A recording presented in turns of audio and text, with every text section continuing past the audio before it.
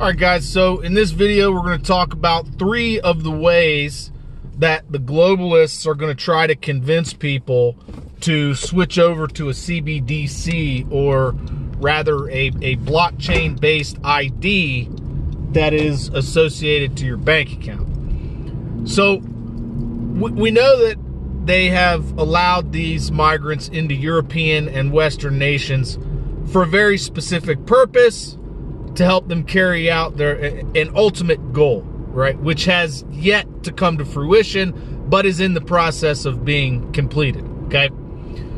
Some of the ways that they can use these illegal immigrants are as follows, right? And these are some of the ways that they're going to try to convince you that you need to get a digital ID to protect against these things, these problems, which they created, mind you. Don't ever forget that. First, what they're going to do is they're going to commit identity theft, identity fraud. These illegal immigrants are going to need work. Okay, they're going to want to use your identification to apply for a job or to open up a line of credit. Okay, and as long as they have your name, your date of birth, your social, and all that stuff, which is easy enough to get, there's been several data breaches already with your name and all that information on it. They'll be able to do that. They'll be able to get a job. They'll be able to get a line of credit and whatever. So if you want to prevent that from happening, you want to prevent them from being able to open up a line of credit under your name and then you being stuck with the bill, I would recommend you look into ways to prevent that from happening. I'll tell you what my wife and I have done. We've placed freezes on our credit. We haven't had a problem for the last 6 years. Anytime we decide that we want to open up another line of credit, then we can unfreeze our account for a short amount of time, get the credit, and then put a freeze on it again. We haven't had any problems since we've done that. The other thing they'll be able to do is literally just steal money out of your bank account if they have your credit card information, your credit card or your debit information. All right.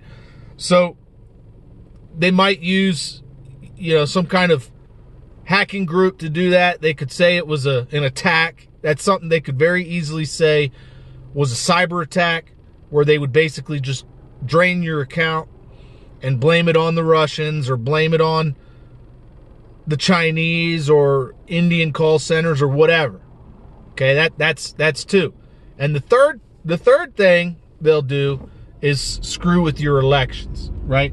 If they've got your identity, they know where you live, they know where you can vote, they could very well get an illegal immigrant to vote on your behalf for someone that you do not want to vote for. Or they could just allow the illegal immigrants to vote, because the illegal immigrants don't need an ID. So that's going to bring people up in arms by itself. So those 3 things right there are very probable. They're highly probable ways or methods that the globalists, the people in the World Economic Forum, could try to convince the majority of the public that they need a blockchain-based digital ID for voting, to protect their identity, and to protect the money that they have in their bank account. So to help protect against that kind of stuff, what I would recommend that you do, and this isn't financial advice, okay? I'm not a financial advisor, but you might want to think about putting a freeze on your credit and having some cash. Having some cash, not having all your eggs in one basket. And also talking to your local representatives, your local government, your state government about voting laws.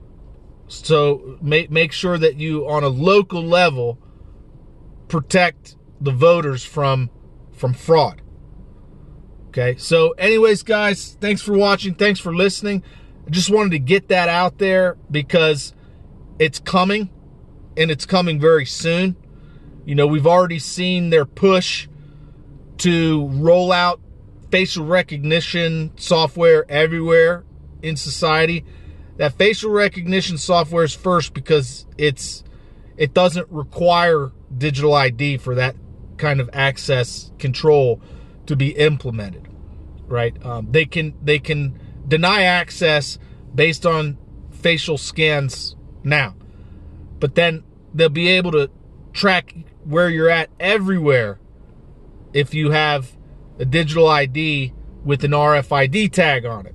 And all they need are the RFID readers on the cell phone towers. And they'll be able to follow you around everywhere you're at. So, anyways, guys, that's pretty much it. It's coming down the line. Be aware of it. Resist it.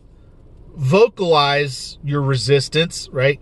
Make other people aware of it so that our movement can get larger and that we might overcome this.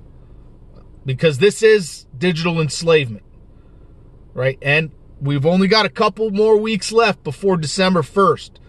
And the new amendments to the IHR will take effect, and we'll basically be signing away our sovereignty.